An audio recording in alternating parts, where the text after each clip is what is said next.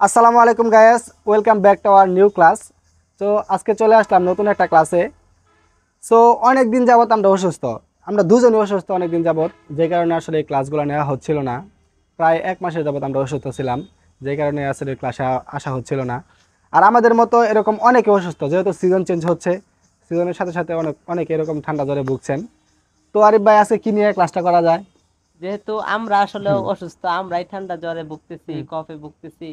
So যে sentence গুলা আমাদের দরকার হুম। ছিল, আমার মনে হয় এই সেন্টেন্স গুলা, এই ভোকাবুলারি গুলা প্রত্যেকটা ভিউয়ার্স এর দরকার, হ্যাঁ, প্রত্যেকটা স্টুডেন্টের দরকার। I think so. Right. So এই সেন্টেন্স গুলো আমরা আজকে প্র্যাকটিস করতে পারি। তাহলে অসুস্থতা যে যে বিষয়গুলো নিয়ে, সেগুলো নিয়ে আজকে আমরা সেন্টেন্স মেকিং করব। রাইট, ওকে, এভাবে করা তো যায়। এখন কিন্তু সেন্টেন্স মেকিং ক্লাস শুরু হবে। শুরুতে আরিফ ভাই আমি বাংলা বলবো, আপনি অসুস্থতার নামগুলো বলবেন, প্লাস একটা করে সেন্টেন্স মেকিং করবেন। Okay, okay, are I you will ready? Try my level best. Are you ready? Yes, I am ready. Okay, let's go. Yes. তো আরিফ ভাই, মাথা ব্যথা ইংরেজি কি? আমরা আসলে অনেক হুম, সময় বলে থাকি যে আমার মাথা ব্যথা করতেছে। মাথা ব্যথা এর ইংরেজি হচ্ছে হেডেক। হেডেক। আপনি বলতে পারেন আই হ্যাভ আ হেডেক, মানে হচ্ছে আমার মাথা ব্যথা করতেছে। I have a headache. Right. তাহলে মাথা ঘুরতেছে, এটা ইংরেজি কি? মাথা ঘুরতেছে, হুম মাথা ব্যথার ইংরেজি আমরা পাইলাম, সেটা হচ্ছে I have a headache. Hmm. But মাথা ঘুরতেছে এটা হচ্ছে ডিজি। ডিজি শব্দের অর্থ হচ্ছে ঘোরা। এক্ষেত্রে আপনি বলবেন I I I began feel dizzy. I I began began feel feel dizzy. Dizzy. I began feel dizzy, আমার মাথা ঘুরতেছে। তাহলে আরিফ ভাই, চোখ ব্যথা করতেছে, এটা ইংরেজি কি হবে? চোখ ব্যথা, হুম। অনেকের চোখ ব্যথা করে। তো চোখ ব্যথার ক্ষেত্রে আপনি যে ইংলিশটা ইউজ করবেন সেটা হচ্ছে সোর আইস। সোর আইস, আই হ্যাভ আ সোর আইস, আমার চোখ ব্যথা করতেছে। তাহলে আই হ্যাভ আ সোর আইস। সোর আইস। তাহলে রাইট। ভাই, দাঁত ব্যথা কি? দাঁত ব্যথা। দাঁত ব্যথা, অনেকেরই হুম দাঁত ব্যথা করে। হুম রাইট। দাঁত ব্যথা আর ব্যথা, অনেক ব্যথা। হুম। রাইট। সো এই দাঁত ব্যথার ক্ষেত্রে আপনি বলতে পারেন থ্রোট এক। থ্রোট এক। থোত থ্রোট এক। এট। আই হ্যাভ আ থ্রোট এক। I have okay. A throat এক, আমার দাঁত ব্যথা করতেছে। তাহলে আরিফ রাইট। ভাই, কান ব্যথা কি? কান ব্যথা। হুম। কান ব্যথা হচ্ছে ইয়ার এক। ইয়ার এক মানে ইয়ার হচ্ছে এক। কান ব্যথা। ওকে। আই হ্যাভ আ ইয়ার এক। তাহলে গার ব্যথা কি? গার ব্যথা। গার ব্যথা, অনেক সময় গার হুম ব্যথা করে, প্রচুর ব্যথা করে, হুম ঘুমাইতে পারেন না, বালিশে মাথা রাখতে পারেন না। হুম। এই ক্ষেত্রে আপনি বলবেন আই হ্যাভ আ নিক পেইন। নিক নিক পেইন। পেইন, আই হ্যাভ আ নিক পেইন। রাইট। কোমর ব্যথা কি? কোমর ব্যথা। কোমর ব্যথা। হুম রাইট। কোমর ব্যথা, যারা বৃদ্ধ আছে, বৃদ্ধদের হুম অনেক সময় কোমর ব্যথা করে, বয়স্কদের অনেক সময় কোমর হুম ব্যথা করে, আমাদের মতো ইয়াং জেনারেশনেরও অনেক সময় কোমর ব্যথা করে। হুম। তো কোমর ব্যথার ইংরেজি হচ্ছে, আপনি বলতে পারেন ব্যাক, ব্যাক এক, ব্যাক ব্যাক এক, এক। ব্যাক এক মানে ব্যাক কোমর এক। ব্যথা করতেছে। Right. Okay. I have a back ache. I have a back back ache, ache, আমার কোমর ব্যথা করছে। কোমর ব্যথা করতেছে। রাইট। তাহলে আরিফ ভাই, কাশি ইংরেজি কি? কাশি। কাশি, হুম, যেটা আমি একটু আগে দিলাম, একটু আগে দিলেন, হ্যাঁ। যেটা হচ্ছে okay. Cough. I have a cough. হুম। কাশি, আই হ্যাভ আ কফ। তাহলে আমার আরিফ ভাই, কাশি। ঠান্ডা ইংরেজি কি? ঠান্ডা। ঠান্ডা, ঠান্ডা হচ্ছে আমার ঠান্ডা হুম। লেগেছে। এক্ষেত্রে আপনি দুইটা ইংরেজি বলতে পারেন। একটা হচ্ছে I have a runny nose. I have a runny nose মানে আমার ঠান্ডা লেগেছে। তারপরে আপনি বলতে পারেন আই হ্যাভ আ কোল্ড।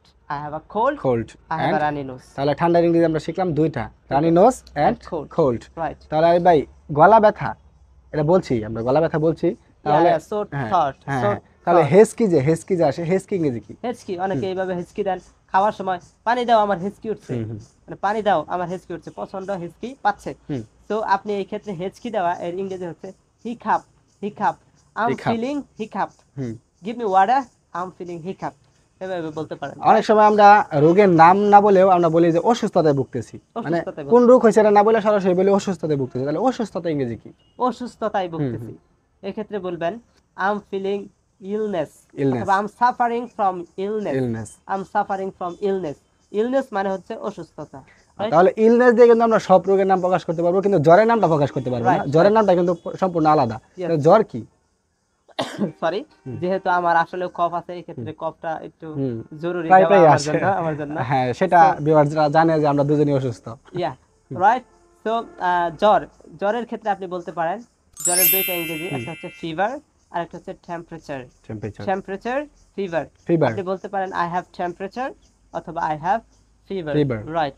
ওকে। এক্ষেত্রে ফিভারের ইংলিশটা আমরা আমেরিকান স্টাইলে বললাম ফিভার। আপনি যদি ব্রিটিশ স্টাইলে বলেন তাহলে বলবেন I have a fever. Fever. লাস্টে আরটা আরটা সাইলেন্ট ড্রপ করে করে দিবেন। দিব, ইয়েস, সাইলেন্ট করে আরটা দিব। সাইলেন্ট করে আপনি পড়বেন I have a fever. Right. Fever. Okay. Next. So আমরা কিন্তু অনেকগুলো রোগের নামই জানলাম। ইয়েস। আর তাছাড়াও কিন্তু কিছু কিছু রোগের নাম রয়ে গেছে। সেই রোগের নামগুলো আমরা নেক্সট পার্টে জানবো। আর ওকে ভিউয়ারদের উদ্দেশ্যে কিছু বলার থাকলে আপনি বলেন। yes thank you so much for watching this video guys and pray for me pray for us especially আমাদের জন্য দোয়া করবেন যাতে তাড়াতাড়ি আমাদের আমরা সুস্থ হয়ে অসুস্থতা যাই, সেরে যায়, আমরা তাড়াতাড়ি সুস্থ হতে পারি এবং আপনাদের মাঝে আবার ফিরে আসতে পারি, এনার্জির সহিত আমরা ফিরে আসতে পারি এবং ভালো ভালো ভিডিও উপহার আপনাদেরকে দিতে পারি। উপহার দিতে পারি এবং ভালো ভালো ক্লাস আপনাদেরকে উপহার উপহার দিতে দিতে পারি। Thank you so much, have Pray a for nice me. Day. Have a nice day. আরেকটা বিষয় আপনাদের রিকোয়েস্ট করব এই বিষয়টা, সেটা হচ্ছে সবাই Ramzan month is going on right now, so you have to pray 5 times. আপনাদেরকে 5 ওয়াক্ত নামাজ পড়তে হবে, আপনারা 5 ওয়াক্ত নামাজ পড়বেন প্লাস রোজা এবং রাখবেন। পাশাপাশি প্রে টু আল্লাহ এবং আল্লাহর কাছে দোয়া করবেন and your prayer will be granted in this month. আপনার দোয়াগুলো এই মাসে কবুল হবে ডেফিনেটলি। আর রোজা অবশ্যই রাখবেন। Don't worry. আর একটা স্টুডেন্টও আপনি রোজা ছাড়া থাকবেন না, সবাই রোজা রাখবেন, ঠিক আছে? এবং আপনার জন্য, আপনার বাবা মার জন্য এবং আপনার ফ্যামিলির জন্য দোয়া করবেন।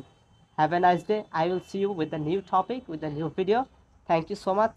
আল্লাহ হাফেজ। আল্লাহ হাফেজ।